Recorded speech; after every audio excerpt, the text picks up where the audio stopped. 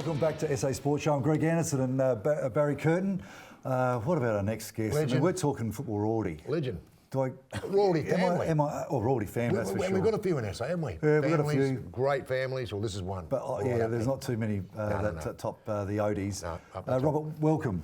Thank you. Yeah, absolutely. Nice to see you, Robert. An honour Nice to see you, mate. to have you up on the behind the desk here. It really the is. oldest person you've ever had here. Is it? No, I don't think so. No. I'd be up. Because you'd be 59 I'm all the Robert? 70s. Oh, okay. 77. That was my number. 77. Hayden Button and I, we shared number 7. And that was your number, 7? Yeah, number 7. Now, just quickly, Norwood, 232 games, 4 best and fairest, and you actually captain coached as well there for I think 4 years. That must have been, I'll get to that, but that must have been absolutely fantastic. Sturt, 69 games, premiership in 74, which I would have to say year. Your dad was... that was the first year I went to yeah, and your dad was coach, of course. Yeah. That's amazing. I want to talk about that as well. nine games for South Australia, Norwood team of the century, and you're what was really impressive, first goal in league football. Yeah, poor old Don Gilmore. I took a screamer. Is that right? It's the only kick I had for the day. Can we start with that? Is that okay? We start with that. You've taken the big mark. This is going to be your first kick in league football, and obviously you're lining up for goals. Where were you, Robert? Where were you? Southern end of the Adelaide Oval. Adelaide Oval, how far out? Don't say 70. I don't know. Say 70. I don't know, but I kicked the goal. That must have been fantastic. Yeah. It was the only kick I had. The crowds back then too would have been huge. Always huge crowds. No, it was good fun. It was. Yeah, I enjoyed it. The North had gone top the year before. Yeah. They were pretty good. Oh, they would have too. 72, 71, 72. They were 6. That was 60. They went top. 1960. Yeah, that's right, 1960. Yeah. Barry Barbary won the medal. That's it. And the other thing that must be really special to you as well, the inaugural Hall of Fame for the SANFL with your father. I mean, that would have been something just so special to both be named in 2002. Yeah, we're a pretty interesting family. If you read anything, I was just mentioning about John Hall from the Southern Football League and some of the history he did. The interesting thing about my bringing up and my father was, and if I ever wrote a book, it's got a heading. It's called "It's Bigger Than Me." Very true. And what occurs is it's some really interesting things happen. Dad was not didn't like VIPs, and I used to ask him, what's a VIP? He said, a very interested parent. Oh, right.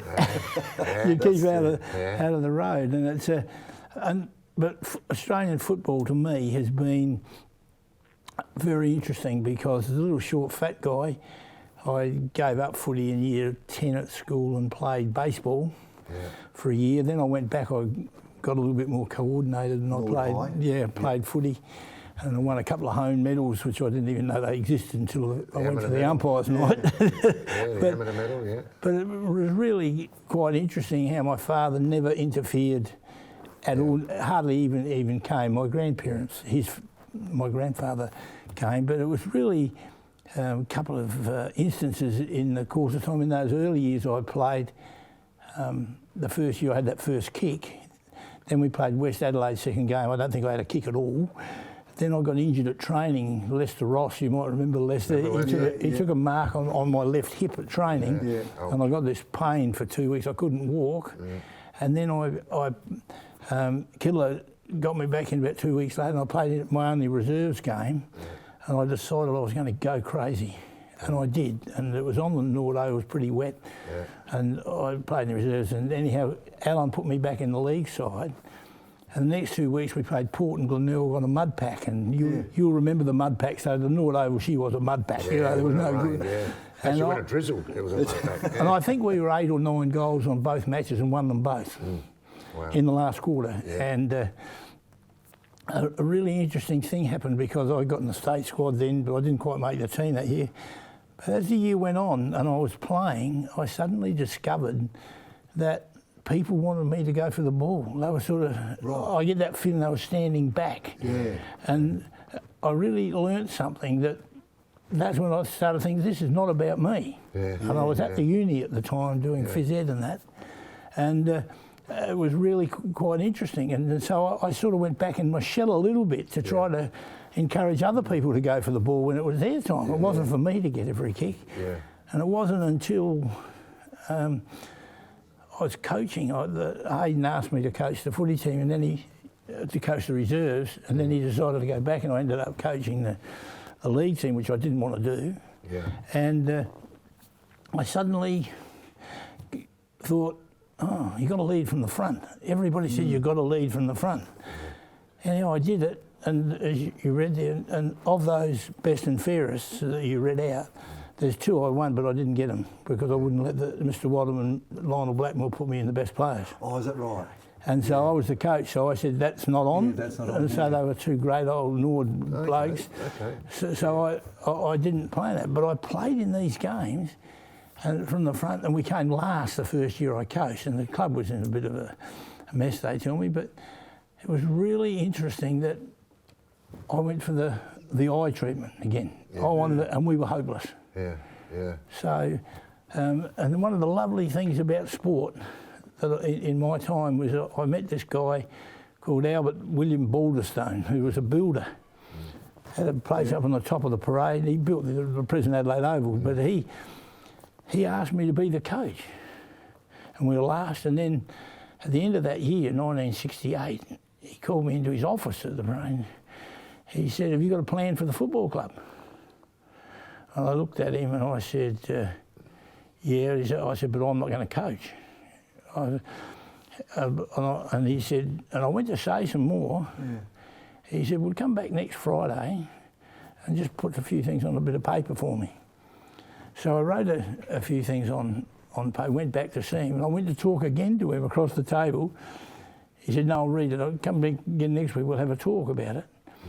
And I walked into his office. He said, we're going to appoint you for 5 years. I said, no. Wow. Can I ask how old you were at that stage? 25. Wow. And I said, oh, no, I don't want to do it. He said, no, that plan. And what I'd done was I decided that the game, I looked at Port Adelaide, and my father at Nord, they'd won 3 finals after the Second World War. Port Adelaide won a whole heap of finals in the 50s.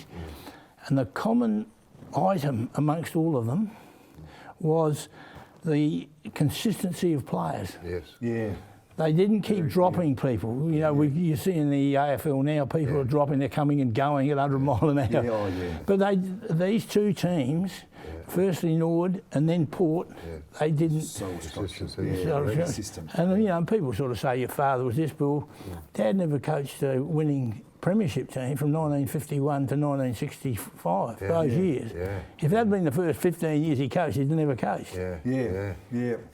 Someone would have kicked him out, I'm sure. And so it's that attitude that I presented to Mr. Balderstone was, I said, if we could get 2 players a year for the next 5 years, after 5 years we should have 200 game players, 280, 260, and then I'm stopping. Yeah. I'm out. Yeah. Anyhow, we started to come good a little bit, and then the clubs do what clubs do, they kick you out, and they don't want to keep going with it. And Mr. Balderstone died. As soon as he died, within 2 weeks, Oh, okay, yeah. the people were after me. Yeah, and then you made your move to Sturt.